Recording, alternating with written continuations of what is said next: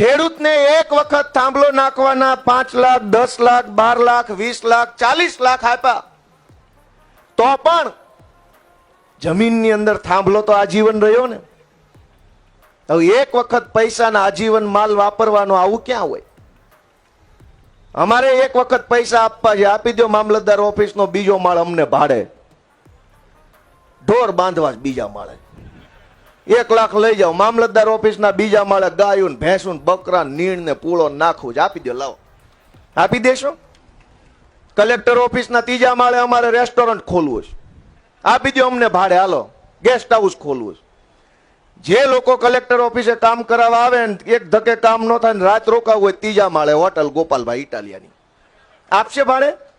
તમારા મકાન નહીં આપો, તમારી બિલ્ડિંગો તમારા મકાન નહીં, ખેડૂતનું પડાવી લ્યો. કેમ? તો કે સરકાર કંપનીની છે, સરકાર ખેડૂતોની નથી. પણ જે સરકાર ખેડૂતોની નથી એને મત કોણ આપે છે, કંપની કે ખેડૂતો?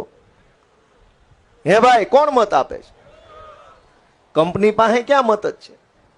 મત આપણા મતથી નેતા ચૂંટાય આપણો, સરકાર કહેવાય આપણી અને કામ કરે કંપની માટે. અને આવું 30 વર્ષથી હાલતું હોય તો જાગવું કોને જોઈએ, સરકારે કે આપણે? થોડુંક તો આપણે જાગવું પડશે કે આ બધું ક્યાં સુધી હાલશે. અને અધિકારી શાહી એટલી બધે હાવી થઈ